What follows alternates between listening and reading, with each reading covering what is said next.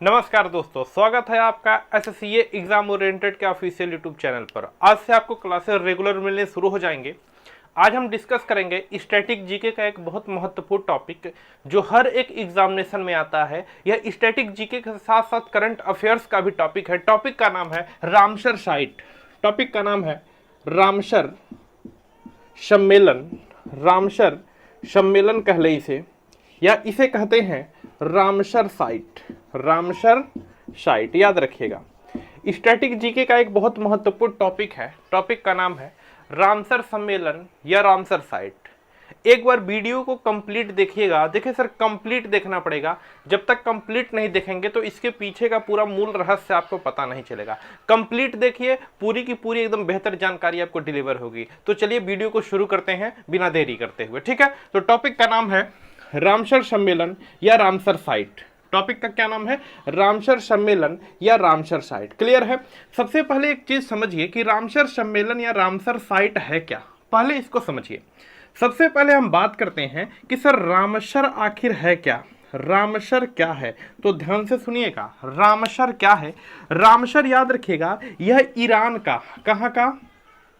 Iran का एक शहर है जिसका नाम क्या है? रामसर। देखिए, रामसर नाम का मेला मत समझ लेगा अपने दिमाग में, यह मत सोच लीजिएगा कि रामसर कोई मेला है। रामसर क्या है? ईरान का एक शहर है। ईरान का क्या है? एक शहर है। इसी ईरान के एक शहर जिसका नाम क्या है? रामसर में एक सम्मेलन होता है। एक सम्मेलन होता है जिसे हम रामसर सम्मेलन के नाम से जानते हैं। किस नाम से जानते हैं? रामसर सम्मेलन के नाम से जानते हैं। यह सम्मेलन होता है 1971 में। होता है 1971 में। इसे बोलते हैं रामसर सम्मेलन 1971। क्या है? रामसर सम्मेलन 1971। ध्यान से सुनिएगा, रामसर सम्मेलन जो है यह क्यों होता है, किसके लिए होता है, यह सारी की सारी जानकारी आप याद रखिएगा। रामसर सम्मेलन की बात करें तो यह होता है 2 फरवरी 1971 को। कब होता है? 2 फरवरी 1971 को यह सम्मेलन होता है। और किसके लिए होता है? आर्द्र भूमि संरक्षण के लिए। किसके लिए? आर्द्र भूमि संरक्षण के लिए यह सम्मेलन होता है। याद रखिएगा, किसके लिए होता है? आर्द्र भूमि संरक्षण के लिए। अब यहां पर मेन मैटर आ गया कि भाई आर्द्र भूमि क्या होती है, इसको समझिए, उसके बाद यह टॉपिक आपको समझ आएगा। किसके लिए होता है सर? आर्द्र भूमि संरक्षण के लिए। किसके लिए? आर्द्र भूमि संरक्षण के लिए। आर्द्र भूमि को हम क्या कहते हैं सर? नमी वाली भूमि कहते हैं। क्या कहते हैं? नमी वाली भूमि कहते हैं। नमी वाली भूमि के संरक्षण के लिए, संरक्षण मतलब उसका बचाव, उसका देख रेख करने के लिए एक सम्मेलन होता है जिसे हम क्या कहते हैं? रामसर सम्मेलन। याद रखिएगा। फिर ध्यान से सुनिए, नमी वाली या आर्द्र भूमि के देख रेख, उसका संरक्षण के लिए एक सम्मेलन होता है जिसे हम रामसर सम्मेलन कहते हैं। यह रामसर क्या है सर? तो रामसर ईरान का एक स्थान है। ईरान का एक स्थान है और इसी स्थान पर सम्मेलन होता है सन 1971 में। कंप्लीट डेट 2 फरवरी 1971 में यह सम्मेलन होता है और इसी कारण इस सम्मेलन को बोलते हैं रामसर सम्मेलन। क्या बोलते हैं? रामसर सम्मेलन। सर रामसर सम्मेलन किससे संबंधित है? सीधे सीधे प्रश्न आएगा कि रामसर सम्मेलन किससे संबंधित है? तो आर्द्र भूमि के संरक्षण से। आर्द्र भूमि के संरक्षण से संबंधित है रामसर सम्मेलन। आर्द्र भूमि का मतलब जो नमी वाली भूमि है, नमी वाली भूमि से संबंधित क्या है? रामसर सम्मेलन। क्लियर है? नमी वाली भूमि को बचाने से संबंधित क्या है? रामसर सम्मेलन। आइए समझते हैं पूरी बातें। नमी वाली भूमि को आखिर बचाया क्यों जा रहा है? जो आर्द्र या नमी वाली भूमि है, जो जलीय क्षेत्र है, उनको बचाया क्यों जा रहा है, इसके बारे में आइए पूरे डेप्थ से समझते हैं। ध्यान से देखते रहिएगा, कंप्लीट देखिएगा सर, ठीक है। देखिए, इतनी बातें तो आपको समझ आ गई। रामसर क्या है? जगह ही का नाम है। कहाँ का है? ईरान का एक जगह है। यहाँ पर सम्मेलन 2 फरवरी 1971 को होता है। आर्द्र भूमि को बचाने के लिए, आर्द्र मतलब नमी वाली भूमि को बचाने के लिए होता है रामसर सम्मेलन। क्लियर है? कब होता है? 2 फरवरी 1971। चलिए यहाँ पर बात करते हैं, जरा ध्यान से देखिए। कुछ डायग्राम के थ्रू हम बताते हैं और इसको थोड़ा सा समझने का प्रयास करिएगा। इसको थोड़ा सा समझने का प्रयास करेंगे, ठीक है। देखिए, जरा ध्यान से सुनते रहिएगा। इसे रफ करें, ठीक है। देखिए, जरा बोर्ड पर जरा ध्यान से देखिएगा, देखने का प्रयास करें। देखिए, अरे नमी वाला जगह समझ रहे हैं? नमी वाला भाई, अरे नमी वाला कीचड़ ओचड़ जो बरसात के समय आज इधर उधर दिख रहा है, नमी वाला जगह, ठीक है। देखिए जरा, यह मान लीजिए यह एक क्या है? तालाब है, समुद्र है। यह मान लेते हैं गांव स्तर का तालाब है, पोखरा है, समुद्र है, कोई दिक्कत नहीं, मान सकते हैं। अरे मान सकते हैं ना, बिल्कुल मान सकते हैं। ठीक, यह क्या है, पानी वाला स्थान है, पानी वाला कह लें तालाब है, ठीक है, या इसे कह लें पोखरा है, या क्या कह लें समुद्र है, जो भी कह सकते हैं इसको कह सकते हैं, ठीक है ना। साथ ही साथ झील कह सकते हैं, कोई दिक्कत नहीं। इट मीन्स इतने जगह पर क्या है, पानी है। क्लियर। आगे देखिए, यह इसके बगल बगल, यह देखिए यह जो जगह है यह पानी या समुद्र वाला जगह है, यह जो पानी है समुद्र वाला जगह है, ठीक है। इसके बाहर यह जो देख रहे हैं, इसके बाहर यह जो देख रहे हैं, यह जो पूरा देख रहे हैं, इसके बाहर यह जो पूरा है, यह क्या है, स्थल है। स्थल मतलब क्या है, धरती। स्थल मतलब क्या है, धरती। अरे भाई सिंपल सुनिए ना, ध्यान से सुनिए। पोखरा देखे हैं, वो पोखरवा के बीचवा पानी की बात हो रही है, और किनारवा जो होता है वह धरतिया की बात हो रही है। तो ये देखिए बीचवा वाला पानी और अगलियां बगलियां क्या होगा, धरती होगा। क्लियर है, अगलियां बगलियां क्या होगा, धरती होगा। इस बात से सहमत है ना। चलिए आगे देखते हैं। अब जरा ध्यान से समझिएगा, जरा ध्यान से समझिएगा, इस बिंदु को देखिए। चलिए आइए समझते हैं, ध्यान से देखिएगा। देखिए यह क्या है, यह पानी हो गया, तालाब हो गया, पोखरा हो गया। यह बाहर बाहर वाली क्या है, धरती। बाहर बाहर वाली क्या है, धरती। इस बात से सारे लोग सहमत हैं, ठीक है। अब जरा देखिएगा, यह जो पानी है, यह जो पानी है, यह जो पानी, इसके किनारे किनारे, इसके किनारे किनारे किनारे किनारे यह देखेंगे ना, यह जो स्थान है, ध्यान से समझिएगा, इसके किनारे किनारे किनारे किनारे यह जो स्थान है, यह स्थान देख रहे हैं आप, इसमें क्या होगा, इसमें क्या होगा, इसमें सर कीचड़ होगा। क्या होगा, कीचड़, ठीक है। इसमें क्या होगा, यह जो किनारे किनारे जो यह स्थान है, यह जो किनारे किनारे समुद्र के किनारे किनारे वाला जो यह सब स्थान होगा, यह सब स्थान होगा, यह जो स्थान होगा यह क्या होगा, कीचड़ टाइप होगा। कीचड़ टाइप होगा। अरे बोलिए हाँ कि ना। देखिए यह बाहर बाहर का स्थल, बीच का पानी, लेकिन यह जो किनारे किनारे होगा यह क्या है, यह कीचड़ है। क्या है, कीचड़, ठीक है।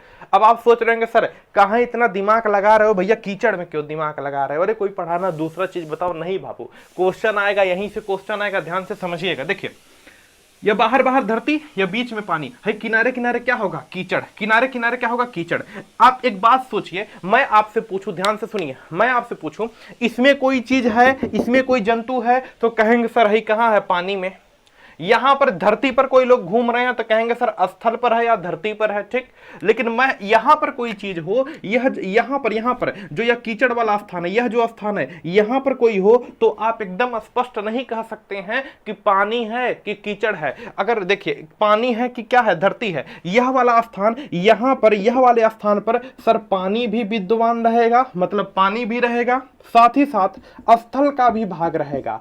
पानी भी रहेगा, स्थल भी रहेगा। यानी कि याद रखिएगा यह वाला जो स्थान है यह पानी और स्थल का संक्रमण क्षेत्र होता है। पानी और स्थल का क्या होता है, संक्रमण क्षेत्र होता है। और यही पानी और स्थल का जो संक्रमण क्षेत्र होता है, बताइए इसमें नमी रहेगी कि नहीं रहेगी, बिल्कुल सर नमी रहेगी, इसमें बिल्कुल नमी रहेगी।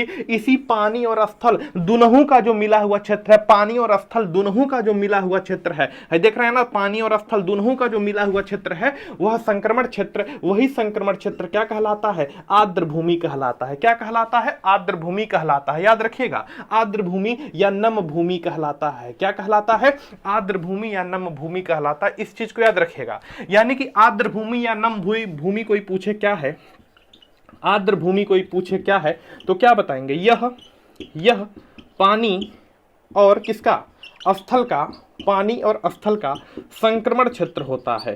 पानी और स्थल का संक्रमण क्षेत्र होता है, संक्रमण क्षेत्र होता है। इस चीज को याद रखिएगा, पानी और स्थल का क्या होता है, संक्रमण क्षेत्र होता है। अरे इट मींस जो कीचड़ होता है ना उसमें प्योर के प्योर पानी होता है, ना उसमें प्योर क्या होता है, स्थल होता है, दोनों का मिला हुआ भाग होता है। क्या होता है, उसे कहते हैं संक्रमण क्षेत्र। उसे क्या कहते हैं, संक्रमण क्षेत्र। तो आर्द्र भूमि सर समझ गए क्या है, यह पानी स्थल का संक्रमण क्षेत्र होता है, पानी स्थल का संक्रमण क्षेत्र होता है। याद रखिएगा इसको एक पेपर में आता है कि आर्द्र भूमि में क्या क्या आता है, आर्द्र भूमि में क्या क्या आता है। तो आर्द्र भूमि में याद रखिएगा पानी और स्थल का संक्रमण क्षेत्र भी आता है, पानी और स्थल का संक्रमण क्षेत्र भी आता है। साथ ही साथ मैनग्रोव वन भी आते हैं। कौन से वन, मैनग्रोव वन भी आते हैं। साथ ही साथ नमी वाली भूमि, क्योंकि आर्द्र भूमि मतलब नमी वाली भूमि भी आती है। साथ ही साथ समुद्र आते हैं, साथ ही साथ समुद्र आते हैं इत्यादि। यह सारी की सारी चीजें आती हैं। जहां पर मतलब नमी वाली चीजें पाई जाती हैं वह सारी की सारी किस भूमि में आती हैं सर, आर्द्र भूमि में आती रहती हैं। अब सर इतना ज्यादा क्या मैटर है आर्द्र भूमि का, इसको समझिए। आर्द्र भूमि का क्या मैटर है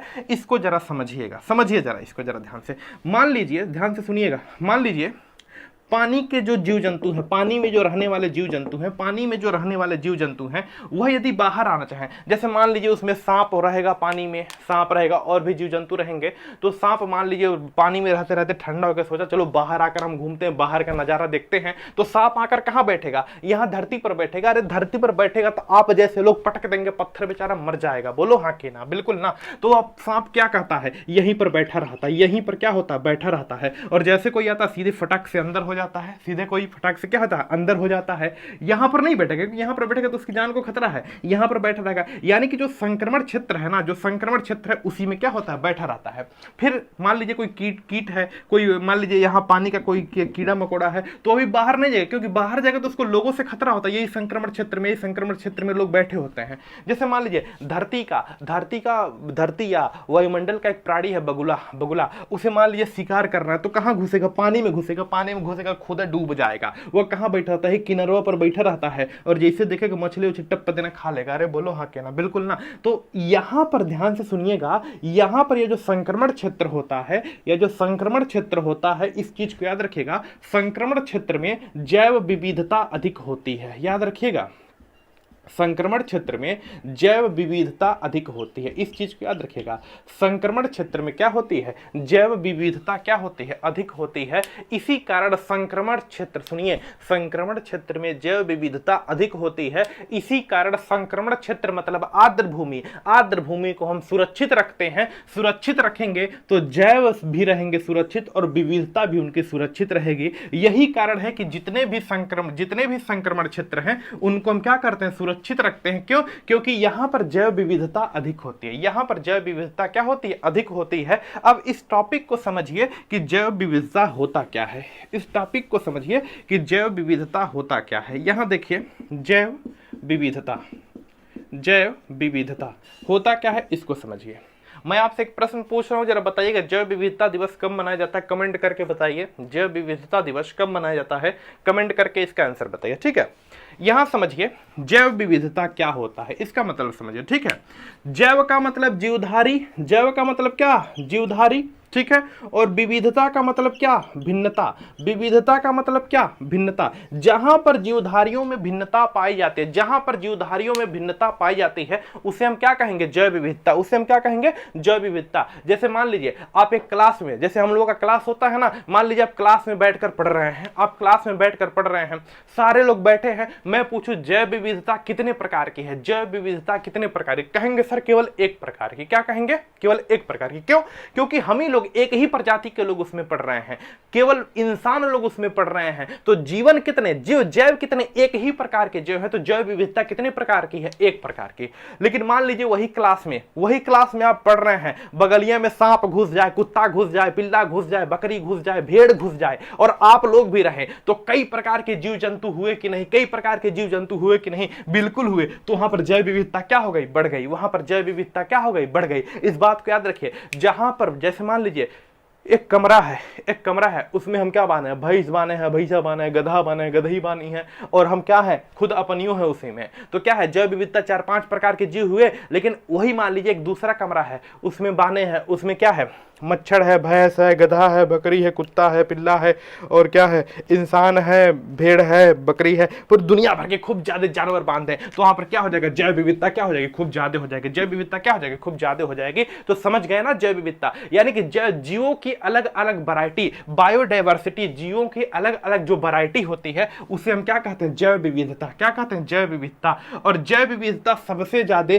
कहां होती है, संक्रमण क्षेत्र में। कहां होती है, संक्रमण क्षेत्र में। याद रखिएगा, कहां होती है, संक्रमण क्षेत्र में। आप देख रहे हैं कि यहाँ के भी जो जीवधारी हैं, यहाँ के भी जो जीवधारी हैं, कहाँ आएंगे, इसी संक्रमण क्षेत्र में आएंगे आराम करने, इसी संक्रमण क्षेत्र में आएंगे आराम करने। मान लीजिए मेढक है बेचारा, हमेशा ठंडी लग गया पानी में रहते रहते, उसने सोचा चल भाई कि बाहर जरा सैर सपाटा करके घूम आते हैं। तो मेढक कहाँ आएगा, आपके घर आएगा, तो मार कर उसको आप खदेड़ देंगे। कहाँ बैठा रहता है, ये कोने में बैठा रहेगा, यही कोने बैठा रहेगा, आराम से बैठेगा, खाएगा पिएगा, बाहर का नजारा देखेगा, अपनी वाली को देखेगा, फिर कहां घुस जाएगा, अंदर घुस जाएगा। समझ रहे हैं ना, कहां घुस जाएगा, अंदर घुस जाएगा। क्लियर है।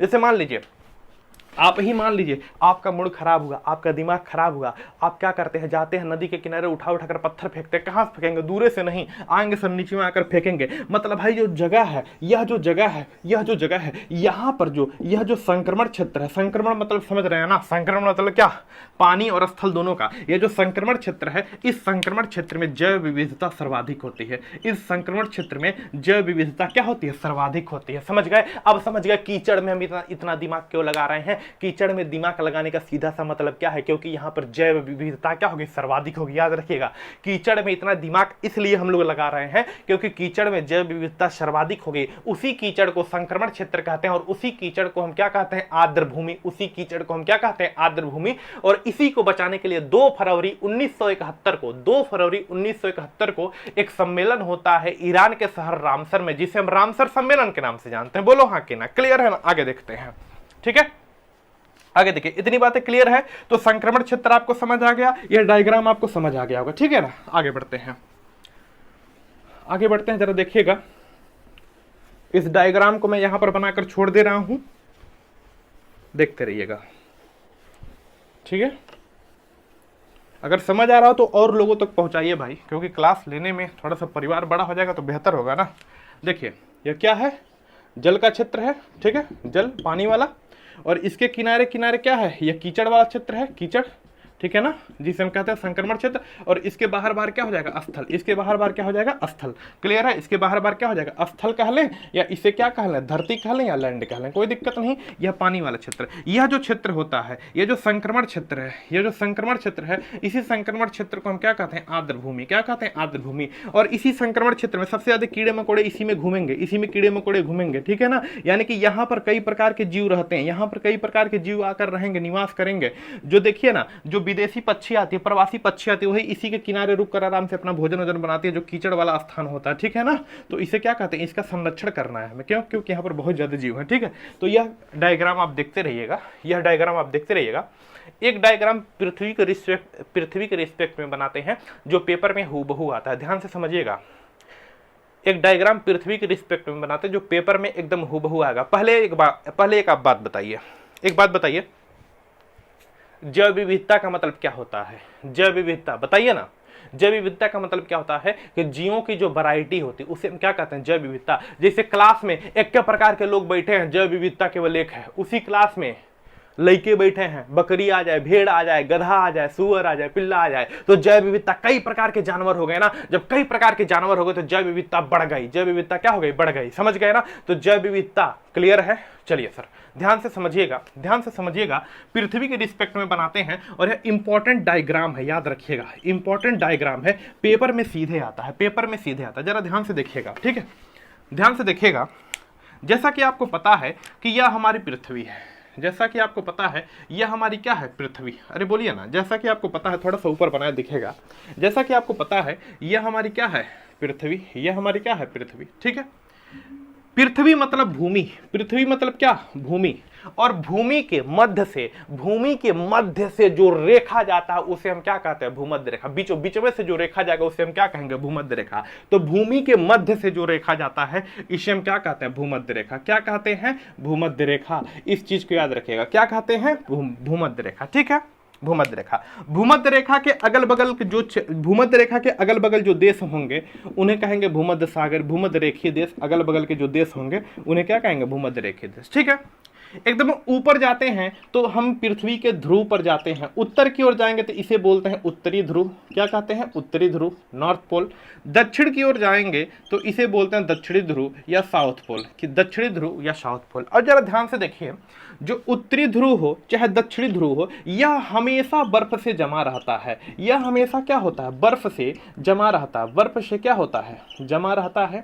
या यूं कहे कि यहाँ पर हमेशा बर्फ जमी रहती है, यानी कि यहाँ पर ठंडी अत्यधिक होती है। बर्फ जमेगा तो गर्मी थोड़ी ना होगी, ठंडी क्या होगी? अत्यधिक होगी। यही कंडीशन क्या होता है? यहाँ पर होता है। यह भी वर्ष भर क्या होता है? वर्ष भर बर्फ से क्या होता है? जमा रहता है। बर्फ से जमा रहता है, यानी कि यहाँ पर क्या होती है? ठंडी अत्यधिक होती है। क्लियर है ना? ठंडी क्या होती है? अत्यधिक होती है। अब मुझे जरा ध्यान से बताइए, आप अपने मन से सोच कर बताइएगा। यह देखिए, यह भूमध्य रेखा वाला क्षेत्र है। यह भूमध्य रेखा वाला क्षेत्र है। भूमध्य रेखा वाले क्षेत्र में सर गर्मी भी मिलती है, आपको हल्का फुल्का ठंडी भी मिलेगा, आपको बरसात भी मिलेगा, हर एक मौसम इसमें लगभग मिल जाएंगे आपको भूमध्य रेखा वाले क्षेत्र में। यहां पर हमेशा बरहों माह यहां पर क्या जमा रहता है, बर्फ जमा रहता है। आप अपने मन से एक प्रश्न सोचकर बताइएगा कि अगर मैं पूछूं कि जैव विविधता कहां सबसे ज्यादा होगी, उत्तरी ध्रुव पर या भूमध्य रेखा पर या दक्षिणी ध्रुव पर, यानी कि ध्रुवों पर जैव विविधता ज्यादा होगी कि भूमध्य रेखा पर जैव विविधता ज्यादा होगी। जैव विविधता का मतलब बताइए, जो जीवों की वैरायटी होती है, जो जीवों की वैरायटी, उसे हम क्या कहते हैं, जैव विविधता कहते हैं। इतनी बात तो क्लियर है, अलग अलग जीव। अब जरा ध्यान से देखिए, यह जो है एकदम बर्फ से जमा, यह जो उत्तरी ध्रुव है ना, उत्तरी ध्रुव की बात करें चाहे दक्षिणी ध्रुव की बात करें, यह हमेशा बर्फ से जमा रहता है। यह हमेशा क्या रहता है, बर्फ से जमा रहता है। अब बताइए, बर्फ से जमे वाले स्थान पर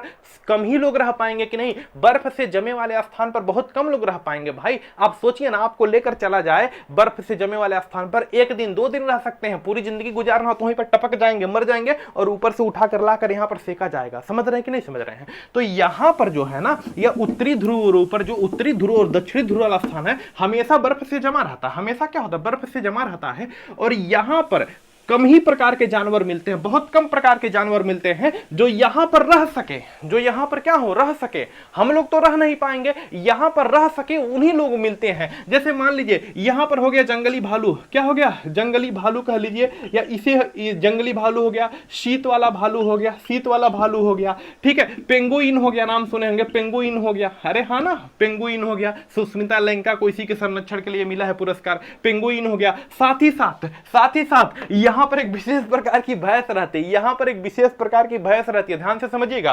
यहां पर ठंडे वाले स्थान पर ना, यहां पर एक विशेष प्रकार की भैंस रहती है, और उस भैंस को बोलते हैं तेरे नाम वाली भैंस। कौन, तेरे नाम वाली भैंस। समझ रहे हैं ना, कौन सी भैंस रहती है, तेरे नाम वाली भैंस। यहां पर एक विशेष प्रकार की भैंस रहती है, सब लोग नहीं यहां पर गुजारा कर पाएंगे। आप अपने आगे एक कुत्ता लेकर जाएंगे तो यहां पर पता चलेगा टपक जाएगा, मर जाएगा। बकरी लेकर जाएंगे, पता चलेगा बकरी मर जाएगी रास्तों में, ठीक है, क्योंकि यहां पर अत्यधिक ठंडी पड़ती है, बहुत अत्यधिक। तो जो लोग सह सकते हैं वहीं रहेंगे, जैसे पेंगुइन हो गया, शीत वाला भालू हो गया, विंटर भालू हो गया। यहां पर तेरे नाम वाली भैंस भी मिलती है। तेरे नाम वाली भैंस मतलब समझ रहे हैं, अरे भैया तेरे नाम वाली भैंस मतलब याक। क्या मिलता है, याक मिलता है। याक, याक का नाम सुने हैं, नेट पर सर्च करिएगा, नेट पर सर्च करिएगा तेरे नाम वाली भैंस, जिसे हम क्या कहते हैं, याक। याक आपको देखने को मिल जाएगा, एकदम तेरे नाम जैसे बाल है उसका, ध्यान से समझिएगा। चलिए आगे बात करते हैं, तेरे नाम वाली भैंस भी कहां मिलती है, यहां पर तो बहुत कम लोग मिलते हैं, बहुत कम लोग। और यहां पर जरा देखिए ना, यहां पर पहली बात तो दुनिया भर के इंसान मिलेंगे, यहां पर तो इंसान रहते हैं, दुनिया भर के इंसान मिलेंगे, ठीक है ना। दुनिया भर के कुत्ते मिलेंगे, दुनिया भर के बकरे मिलेंगे, दुनिया भर के गधे मिलेंगे, सारे के सारे लोग मिलेंगे यहाँ पर, ठीक है ना। साथ ही साथ कीट पतंग, मच्छर माछी सब यहीं पर मिलेंगे, सब यहीं पर मिलेंगे, मच्छर मक्खी मधुमक्खी, दुनिया भर की सब चीजें। यानी कि यहाँ यह जो क्षेत्र है ना, यह जो क्षेत्र है, यह जो क्षेत्र यहाँ पर घोड़ा गधा पिल्ला कुत्ता कुतिया जो भी सब मिलेंगे यहाँ पर। तो यह जो क्षेत्र है ना, यह जो क्षेत्र, यहाँ पर जैव विविधता बहुत कम होती है, जैव विविधता बहुत कम होती है, क्योंकि बहुत ठंडा क्षेत्र है। और यहाँ पर मतलब कई प्रकार के मौसम मिलेंगे, हर महीने मौसम, मतलब हर कुछ महीने पर मौसम बदलता रहता है। तो यहाँ पर जो जलवायु अलग है, यहाँ पर जलवायु बहुत ठंडी है, तो यहाँ पर जैव विविधता बहुत अधिक होता है। यहां पर जैव विविधता क्या होता है, बहुत अधिक होता है, याद रखिएगा।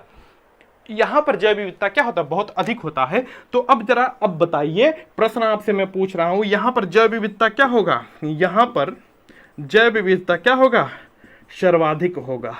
यहां पर जैव विविधता क्या होगा, सर्वाधिक।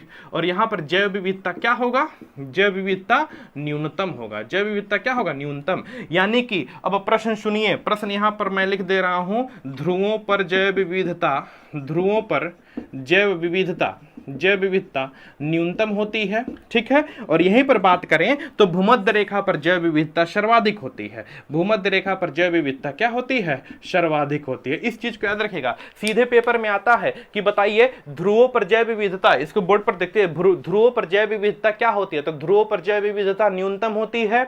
और भूमध्य रेखा बीचों में सब मिलेंगे, उसी में बीच वाले में जैव विविधता क्या होती है, सर्वाधिक होती है। जैव विविधता क्या होती है, सर्वाधिक होती है। समझ रहे हैं ना। अरे आप वाला भी यहीं पर मिलेगा आसी पास में, ठीक है ना। चलिए आगे बात करते हैं, जरा ध्यान से सुनिएगा। अब देखिए यहां पर यह जो ध्रुव है, यहां पर ध्रुवों पर कम होगा, ध्रुवों पर क्या होगा, कम होगा, यहां पर सर्वाधिक होगी। अब जरा ध्यान से समझिएगा, भूमध्य रेखा से हम ध्रुवों की ओर जाएं, देख रहे हैं, दिखाई दे रहा होगा, भूमध्य रेखा से जैसे जैसे ध्रुवों की ओर जाते हैं, भूमध्य रेखा पर जैव विविधता सर्वाधिक होती है, जैसे जैसे ध्रुवों की ओर जाते हैं जैव विविधता क्या होती जाती है, कम होती जाती है। तो सीधे देखिए ना, भूमध्य रेखा पर सर्वाधिक, जैसे जैसे ध्रुवों की ओर जाते हैं जैव विविधता क्या होती है, कम होती जाती है, ठीक है। दूसरी कंडीशन में इसका रिवर्स से चलें, ध्रुवों की ओर से जैसे जैसे भूमध्य रेखा पर आते हैं जैव विविधता, ध्रुवों की ओर से जैसे जैसे भूमध्य रेखा पर आते हैं जैव विविधता क्या होती है, बढ़ती जाती है। वही कंडीशन इसके साथ होता है दक्षिणी ध्रुव के साथ, ठीक है ना, इस चीज को याद रखिएगा। अब प्रश्न देखिए क्या है, जैव विविधता सर्वाधिक कहां होती है, बोलते जाइए, बोलिए। जैव विविधता सर्वाधिक कहां होती है, ध्रुवों पर। जैव विविधता न्यूनतम कहां होती है, अरे बोलो, मुंह में कुछ हो गया क्या। जैव विविधता न्यूनतम कहां होती है, बताइए कहां पर, सॉरी, जैव विविधता सर्वाधिक कहां, सर्वाधिक बताइए, सर्वाधिक कहां पर, भूमध्य रेखा पर। जैव विविधता न्यूनतम कहां पर होती है, न्यूनतम बताइए कहां पर, ध्रुवों पर। क्लियर है। भूमध्य रेखा से ध्रुवों की ओर जाने पर, भूमध्य रेखा से ध्रुवों की ओर जाने पर जैव विविधता का मान घटता है।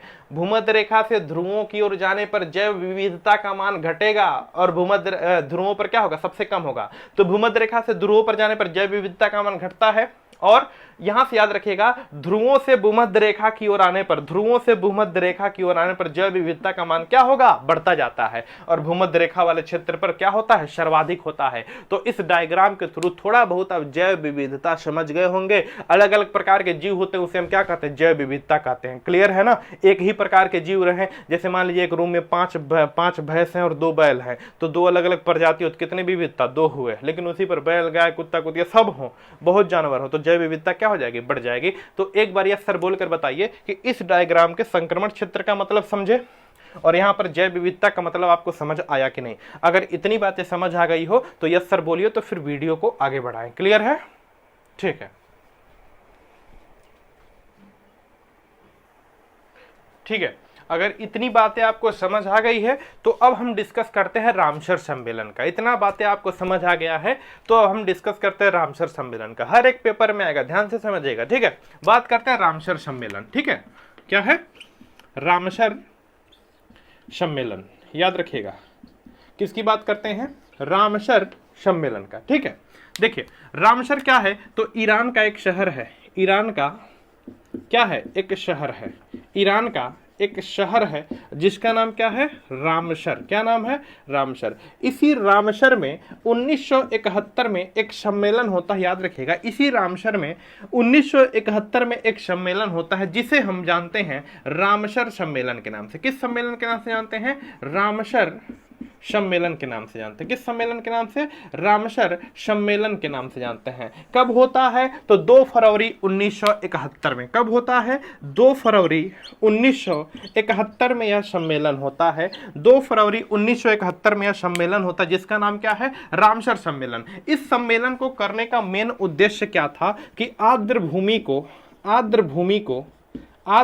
को संरक्षित एवं सुरक्षित रखना, आर्द्र भूमि को संरक्षित एवं सुरक्षित रखना, यह रामसर सम्मेलन का क्या था, मुख्य उद्देश्य था। रामसर सम्मेलन का क्या था, मुख्य उद्देश्य था, ठीक है। आगे देखिए, रामसर सम्मेलन जब हुआ 2 फरवरी 1971 को, जब रामसर सम्मेलन हुआ तो इस सम्मेलन के समय इसमें केवल 7 देश शामिल थे।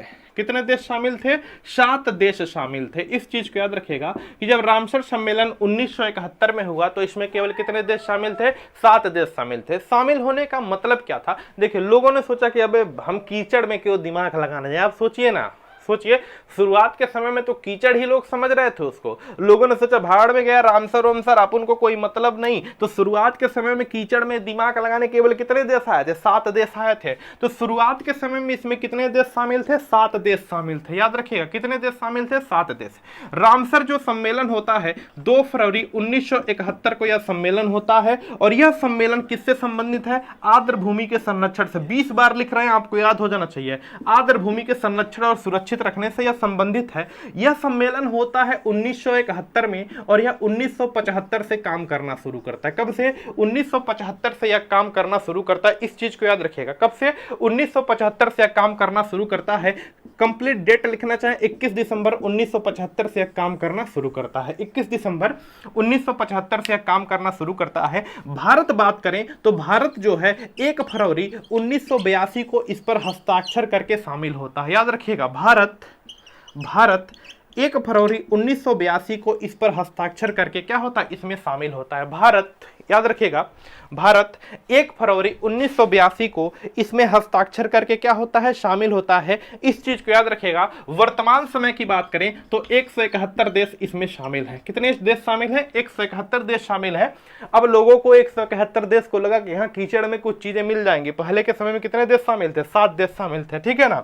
भारत इसमें 1 फरवरी 1982 को शामिल होता है। इस सम्मेलन का मेन उद्देश्य क्या है? कि आर्द्र भूमि का संरक्षण करना। आर्द्र भूमि का क्या करना? संरक्षण करना। इस चीज को याद रखिएगा, आर्द्र भूमि का संरक्षण करना इस सम्मेलन का मेन उद्देश्य था। क्लियर है? ठीक है।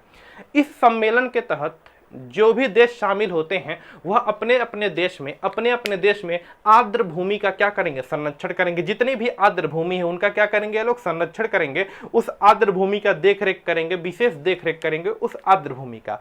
देखिए, जो भी, ध्यान से सुनिएगा, जो भी क्षेत्र इसमें शामिल होगा, यहां पर मैं लिख देता हूं, रामसर सम्मेलन के तहत जो भी क्षेत्र शामिल होता है उस क्षेत्र को हम बोलते हैं साइट। क्या बोलते हैं? साइट। याद रखिएगा, जो भी क्षेत्र इसमें शामिल होता है उस क्षेत्र को हम क्या कहते हैं? साइट कहते हैं। इस चीज को याद रखिए, क्या कहते हैं? साइट्स कहते हैं।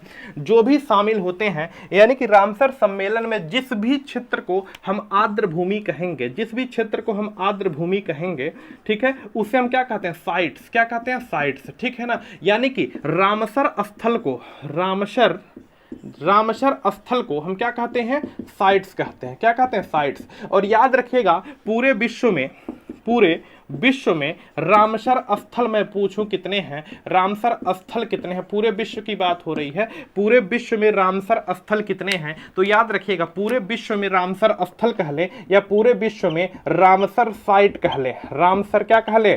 साइट्स कह ले। तो यह लगभग याद रखिएगा 2400 प्लस है। कितने हैं? 2400 प्लस हैं। 2020 में 2390 थे और 2021 में लगभग 2400 प्लस में है। 2400 प्लस में है। तो पूरे विश्व में रामसर स्थल या रामसर साइट कितने हैं सर? 2400 प्लस हैं। 2400 प्लस हैं। यही मैं बात करूं भारत में, क्योंकि यही प्रश्न आपसे पूछा जाएगा। ध्यान से समझिएगा, यहां मैं मिटाकर एक बार क्लियर लिखता हूं, आपके दिमाग के कोनों तक घुसे यह बात। सुनिए, देखिए, विश्व में रामसर स्थल कितने हैं?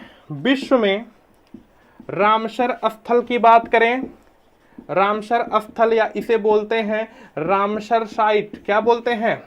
रामसर साइट्स कितने हैं? तो सर 2400 प्लस हैं। एग्जैक्ट नहीं, 2400 प्लस हैं, ऐसे ही बोलना है आपको, ठीक है। यहां पर अब देखिए, इसको एकदम याद करिए, रटिए, सुनिए, इसको एकदम रटना है। भारत में रामसर स्थल कितने?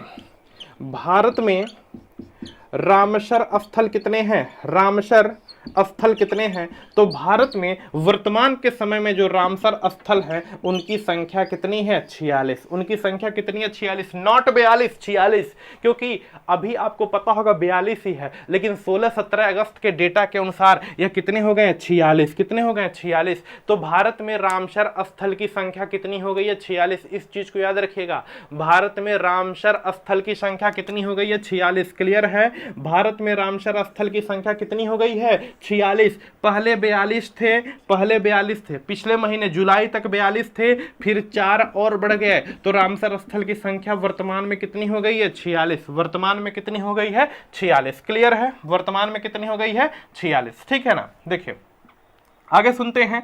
भारत का याद रखिएगा, भारत का पहला रामसर स्थल स्थल या रामसर साइट कौन है? याद रखिएगा, भारत का पहला रामसर स्थल या रामसर साइट कौन है, इस चीज को याद रखिएगा। भारत का पहला रामसर स्थल की बात करें तो जो भारत का पहला रामसर स्थल है उसका नाम है चिल्का झील। क्या नाम है? चिल्का झील। अरे बोलो, भारत में जो सबसे पहला रामसर स्थल है, भारत में जो सबसे पहला जो रामसर स्थल है उसका नाम क्या है? चिल्का झील। याद रखिएगा, भारत में पहला रामसर स्थल का नाम बताइए तो क्या बताएंगे? चिल्का झील। क्या बताएंगे? चिल्का झील। और दूसरे की मैं बात करूं, दूसरा जो है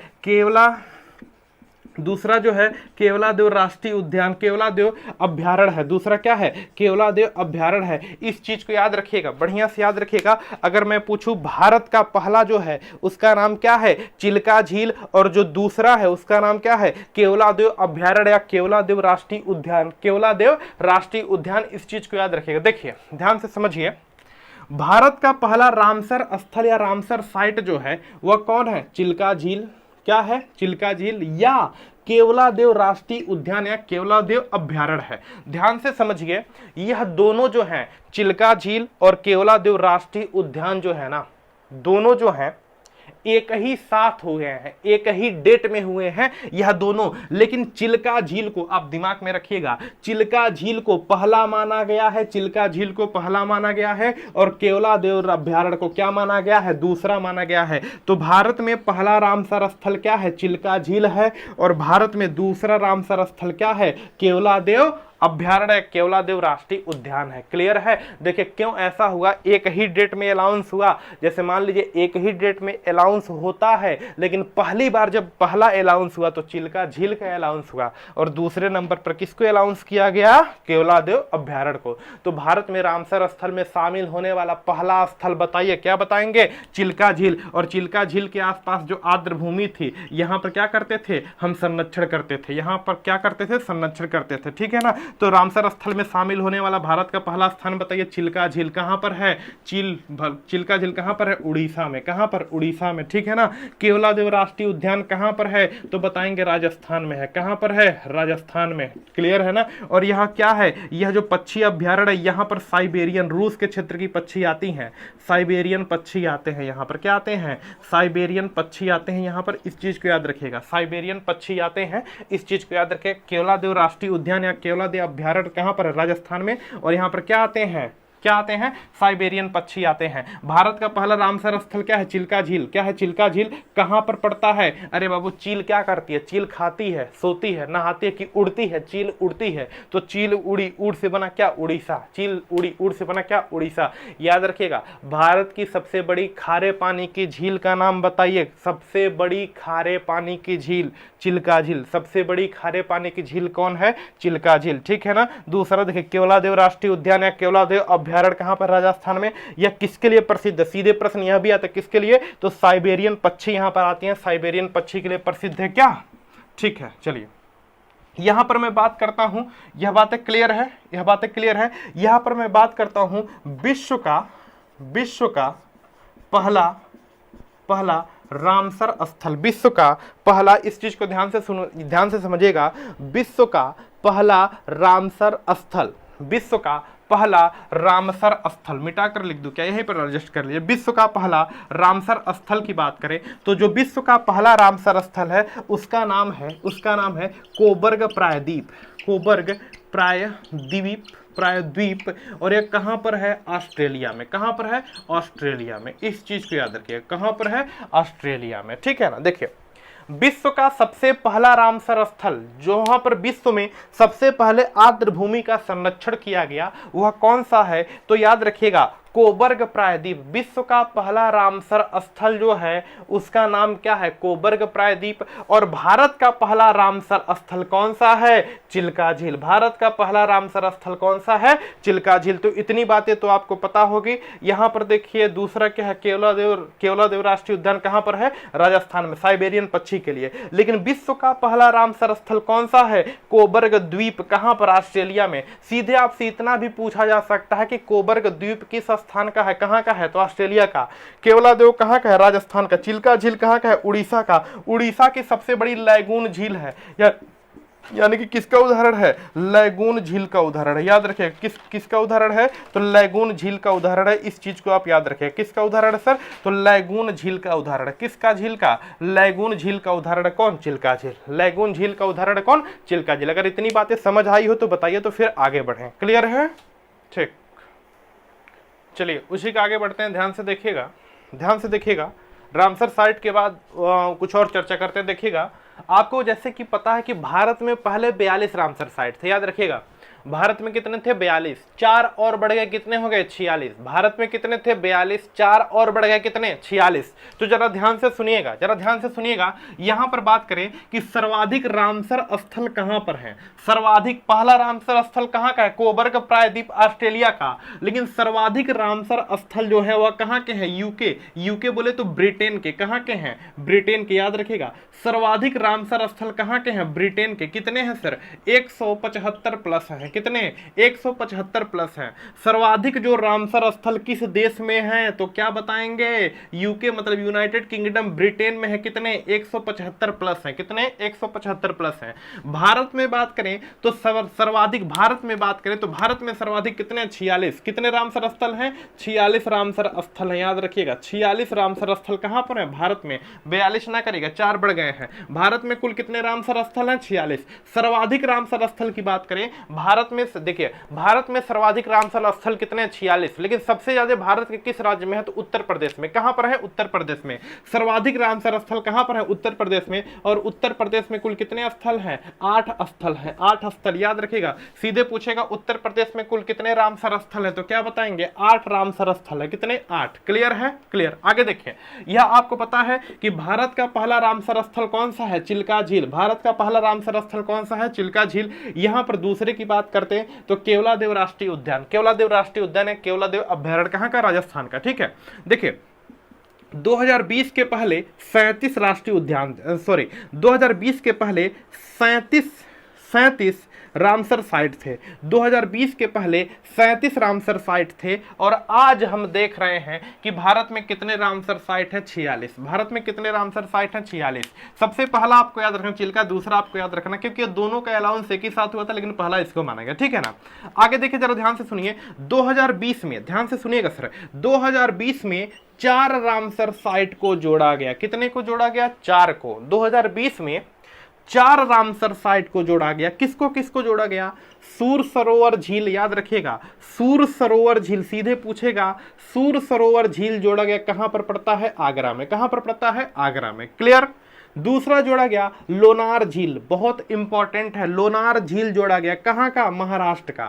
लोनार झील जोड़ा गया, कहां का है, महाराष्ट्र का। याद रखिएगा लोनार झील कहां का है, महाराष्ट्र का। क्लियर है ना। इसी लोनार झील के पास मेलाघाट अभ्यारण्य है। इसी लोनार झील के पास मेलाघाट अभ्यारण्य है। इस चीज को भी याद रखिएगा। इसी लोनार झील के पास क्या है, मेलाघाट अभ्यारण्य है। कहां पर, महाराष्ट्र में। कहां पर है, महाराष्ट्र में। लोनार झील भी कहां पर है, महाराष्ट्र में। महाराष्ट्र के बुल्ढाना जिले में पड़ती है लोनार झील। या क्रेटर झील है, क्रेटर झील है, जिसका निर्माण जिसका निर्माण क्या है, उल्कापिंड गिरने के कारण हुआ था। कहां पर, महाराष्ट्र में। फिर जोड़ा गया काबरताल झील को। किसको जोड़ा गया, काबरताल झील को। यह पड़ता है बेगूसराय, बिहार में। कहां पर, बिहार में। फिर आसन संरक्षण रिजर्व, आसन संरक्षण रिजर्व जोड़ा गया, उत्तराखंड में पड़ता है। कहां पर पड़ता है, उत्तराखंड में। और 42वां जो जोड़ा गया, इसका नंबर याद रखिएगा, यह जो 42वां 2020 में जोड़ा गया उसका नाम क्या था, त्योसोकर झील। 42वां जो जोड़ा गया उसका नाम था क्या, त्योसोकर झील। यह कहां का है, लद्दाख का। और जो त्योसोकर झील है, यह पानी, यह मीठे और खारे दोनों प्रकार की पानी का झील है। मीठे और खारे दोनों प्रकार के पानी का झील क्या है, त्योसोकर झील। तो 2020 में 4 स्थल जोड़े गए। त्योसोकर झील मीठे और खारे दोनों पानी का झील है। पूछा जाए कि 42वां रामसर स्थल कौन सा था, तो त्योसोकर झील। क्या था, त्योसोकर झील। 2020 में इनको जोड़ा गया। किसको, सूर सरोवर, आगरा, लोनार झील, महाराष्ट्र, काबरताल कहाँ का, बिहार का। आसन संरक्षण रिजर्व उत्तराखंड में एक ही रामसर साइट है, आसन संरक्षण रिजर्व उत्तराखंड का, और त्योसोकर झील कहाँ का, लद्दाख का। यहीं पर याद रखेगा कि मेलाघाट अभ्यारण्य पूछे, मेलाघाट अभ्यारण्य पूछे तो यह भी कहाँ का है, महाराष्ट्र का। कहाँ का है, महाराष्ट्र का। ठीक है, तो 42 कौन सा था, 42वां त्योसोकर झील कहाँ का है, लद्दाख का। 4 और बढ़ गए, 42 और 4 और बढ़ गए, कितने हो गए, 46। 42 और 4 और बढ़ गए, कितने हो गए, 46। तो जरा देखिए उत्तर प्रदेश में 4 और बढ़ गई तो कितनी हो गई, 46। अब कितने हैं, 46। सीधे कोई पूछे उत्तर प्रदेश में रामसर स्थल या रामसर साइट कितने, तो कितने बताएंगे, 46। पहले कितने थे, 42। ठीक है ना। देखिए कौन कौन बढ़ा, तो इसको देखिए, इसको देखिए 46, 42 तो पहले से था। 43वां जो है सुल्तानपुर राष्ट्रीय उद्यान, या तो पता है आपको सुल्तानपुर नेशनल पार्क है। सुल्तानपुर राष्ट्रीय उद्यान कहां पर है, सुल्तानपुर राष्ट्रीय उद्यान कहां पर है, हरियाणा, हरियाणा के गुरुग्राम में पड़ता है, हरियाणा के गुरुग्राम में पड़ता है, हरियाणा के गुरुग्राम में पड़ता है क्या, सुल्तानपुर राष्ट्रीय उद्यान कहां पड़ता है, हरियाणा के गुरुग्राम में। ठीक है ना। 44वां जो जुड़ा वह जुड़ा भिंडवास वन्य जीव अभ्यारण्य, याद रखिएगा भिंडवास, भिंडवास वन्य जीव अभ्यारण्य कहां पर पड़ता है, हरियाणा में। हरियाणा का एक स्थान है झज्जर, हरियाणा का एक स्थान है क्या, झज्जर, यहीं पर पड़ता है। देखिए आपसे सीधे पेपर में ना, आपसे सीधे पेपर में इतना पूछा जा सकता है, रामसर ना पूछे तो भी आपसे पूछेगा कि भिंडवास अभ्यारण्य कहां का है, भिंडवास अभ्यारण्य, तो भी क्या बताएंगे, आंसर हरियाणा। फिर पूछा जाएगा कि सुल्तानपुर राष्ट्रीय उद्यान कहां पर है, तो भी आपका आंसर करेंगे क्या, हरियाणा। क्लियर है ना। आगे देखिए, आगे देखिए थोल झील, आगे देखिए क्या, थोल झील। थोल झील मेहसाणा गुजरात में पड़ता है। थोल झील को भी जोड़ा गया है, कहां पड़ता है, मेहसाणा गुजरात में पड़ता है। और जो 46वां है उसका जो है वाधवाना झील, याद रखिएगा, सॉरी 46वां जो है उसका नाम है वाधवाना वेटलैंड, वाधवाना वेटलैंड। यह कहां पर पड़ता है, गुजरात के वडोदरा में। यह कहां पर पड़ता है, गुजरात के वडोदरा में। तो इतनी बातें आपको पता हो गई होगी सारी की सारी। 2020 तक कितने थे, 42 थे। 42वां त्योसकर झील था। मीठे और खारे दोनों प्रकार के पानी मिलता है, कहां पर है, लद्दाख में है। 4 और जोड़े गए, सुल्तानपुर, भिंडवास, दोनों कहां के हैं, हरियाणा के हैं। ठीक है। थोल झील और क्या है, वाधवाना वेटलैंड, यह भी दोनों कहां के हैं, गुजरात के। कहां के हैं, गुजरात के। तो भारत में वर्तमान में कितने हैं, 46। सबसे ज्यादा कहां पर पड़ते हैं, ब्रिटेन में। कितने सर, 175। कितने पड़ते हैं, 175। क्लियर है। चलिए और कुछ बात करते हैं और इंपॉर्टेंट बात करते हैं, ध्यान से सुनिएगा। चलिए आगे देखिए, फटाफट इसको खत्म करते हैं। देखिए जैसा कि आपको पता है कि रामसर सम्मेलन 1971 में हुआ था। ध्यान से सुनिएगा। जैसा कि आपको पता है कि रामसर सम्मेलन 2 फरवरी 1971 को हुआ था। रामसर सम्मेलन 2 फरवरी 1971 को हुआ था। यह रामसर सम्मेलन आर्द्र भूमि के संरक्षण से संबंधित था। किससे, आर्द्र भूमि के संरक्षण से संबंधित था। 2 फरवरी 1971 को हुआ था। इस कारण प्रत्येक 2 फरवरी को विश्व आर्द्र भूमि दिवस मनाते हैं। प्रत्येक 2 फरवरी को क्या मनाते हैं, विश्व आर्द्र भूमि दिवस मनाते हैं। याद रखिएगा, 2 फरवरी 1971 को रामसर सम्मेलन हुआ, इस वजह से प्रत्येक 2 फरवरी को विश्व आर्द्र भूमि दिवस हम मनाते हैं। क्लियर है। चलिए, विश्व आर्द्र भूमि दिवस कब मनाते हैं, 2 फरवरी को। तो 2 फरवरी विश्व आर्द्र भूमि दिवस 2020 की जो थीम थी, थीम मतलब एक मोटो, किस मोटो पर हम काम करेंगे साल भर। तो जो 2020 की जो थीम थी वह था, 2020 की जो थीम थी वह था आर्द्र भूमि और जैव विविधता। 2020 की जो थीम थी, थीम याद रखिएगा, पेपर में आता है। 2020 की जो थीम थी, विश्व आर्द्र भूमि की जो थीम थी, क्या थी, आर्द्र भूमि और जैव विविधता। देखिए आर्द्र भूमि है तो आर्द्र भूमि रहेगा, रटने का तरीका देखिए, आर्द्र भूमि है तो आर्द्र भूमि यहां भी रहेगा, आर्द्र भूमि यहां भी रहेगा। क्लियर है ना। तो 2020 की जो थीम थी उसका नाम था विश्व आर्द्र भूमि और जैव विविधता। 2021 की जो थीम थी, आर्द्र भूमि एवं जल। 2021 की जो थीम थी उसका नाम क्या था, आर्द्र भूमि एवं जल, आर्द्र भूमि एवं जल। क्लियर है ना। तो 2020 में भी आर्द्र भूमि लगा रहेगा, 2021 में भी आर्द्र भूमि रहेगा। यहां पर जैव विविधता 2020 में और 2021 में क्या है, जल। ठीक है। देखिए सबसे बड़ा रामसर साइट की बात करें, भारत की बात कर रहे हैं बाबू, भारत की सबसे बड़ा रामसर साइट की बात करें, सबसे बड़ा रामसर स्थल जो है, इसमें थोड़ा सा समझने वाली बात है। सबसे बड़ा जो रामसर स्थल है वह है वह है सुंदरवन डेल्टा वाला। सुंदरवन डेल्टा का क्षेत्र है। अगर सुंदरवन डेल्टा ऑप्शन में ना दे तो लगाएंगे वेम्बनाड झील। क्या लगाएंगे? वेम्बनाड झील। यह कहाँ पड़ता है? केरल में। कहाँ पड़ता है? केरल में। याद रखिएगा, सबसे बड़ा जो रामसर स्थल है वह क्या है, मतलब सबसे ज्यादा जो क्षेत्रफल में फैला है रामसर स्थल भारत में, एक है सुंदरवन डेल्टा वाला क्षेत्र और दूसरा है वेम्बनाड झील केरल वाला। सीधे पूछा जा सकता है वेम्बनाड झील कहाँ पर है? केरल में। और सबसे छोटा जो रामसर स्थल, याद रखिएगा, सबसे छोटा जो रामसर स्थल है वह है रेणुका झील। सबसे छोटा जो रामसर स्थल है उसका नाम क्या है? रेणुका झील। क्या नाम है जी? रेणुका झील। कहाँ पर है? हिमाचल प्रदेश में। कहाँ पर है? हिमाचल प्रदेश में। सबसे बड़ा क्या बताएंगे? सुंदरवन और वेम्बनाड झील, ठीक है। उसके बाद आता है चिल्का झील, ठीक है। और सबसे छोटा में कोई पूछे तो रेणुका झील बताएंगे। सबसे छोटा में कोई पूछे तो क्या बताएंगे? रेणुका झील। रामसर सम्मेलन किससे संबंधित है? आर्द्र भूमि से संबंधित है। इस चीज को याद रखिएगा। दिखाई दे रहा होगा, रामसर सम्मेलन किससे संबंधित है? आर्द्र भूमि से संबंधित है। इस चीज को याद रखिएगा। रामसर सम्मेलन किससे संबंधित है? सर ध्यान से सुनिए, रामसर सम्मेलन किससे संबंधित है? तो आर्द्र भूमि से संबंधित है। हाँ, दिखाई दे रहा है आपको। रामसर सम्मेलन किससे संबंधित है? आर्द्र भूमि से संबंधित है। इसे बोलते हैं, आर्द्र भूमि को बोलते हैं पृथ्वी की किडनी। याद रखिएगा, पृथ्वी की किडनी। आर्द्र भूमि को बोलते हैं पृथ्वी की किडनी। क्या बोलते हैं? आर्द्र भूमि को बोलते हैं पृथ्वी की किडनी, या इसे कहते हैं बायोलॉजिकल सुपर मार्केट। क्या बोलते हैं? Biological super market. याद रखिएगा, सुपर मार्केट क्या कहते हैं? Biological super market. इस चीज को याद रखिएगा। आर्द्र भूमि को हम क्या कहते हैं? पृथ्वी की किडनी कह लीजिए या बायोलॉजिकल सुपर मार्केट कह लीजिए, दो नाम है। पृथ्वी की किडनी किसे कहते हैं बता देंगे, बायोलॉजिकल सुपर मार्केट किसे कहते हैं तो आर्द्र भूमि को कहते हैं, आर्द्र भूमि को कहते हैं। ठीक है ना। इतनी बातें अगर आपको समझ आ गई तो यस सर बोलिए। एक लास्ट टॉपिक बचता है जिसका नाम है क्या? मोन्ट्रेंस रिकॉर्ड। क्या नाम है? मोन्ट्रेंस रिकॉर्ड। अभी इसको भी मैं बताता हूं, पहले प्रश्न पूछता हूं। भारत में कितने हैं? कितने स्थल हैं? कितने? 46। सबसे ज्यादा किस राज्य में है? उत्तर प्रदेश में। कितने हैं? 8। कितने हैं? 8। 2020 में कौन शामिल हुआ? सूर सरोवर झील या सूर सरोवर ताल कहाँ का? आगरा वाला शामिल हुआ। ठीक है, इन सब चीजों को याद रखिएगा। यहाँ पर बात करते हैं मोन्ट्रेंस रिकॉर्ड। बहुत इंपॉर्टेंट है, ध्यान से सुनिएगा। अगर दिमाग में समझ आ जाएगा तो नोट करिएगा। देखिए, मोन्ट्रेंस रिकॉर्ड कब आया सर? 1990 में। कब आया? 1990 में। देखिए एक बात बताइए, रामसर सम्मेलन का काम क्या था भाई?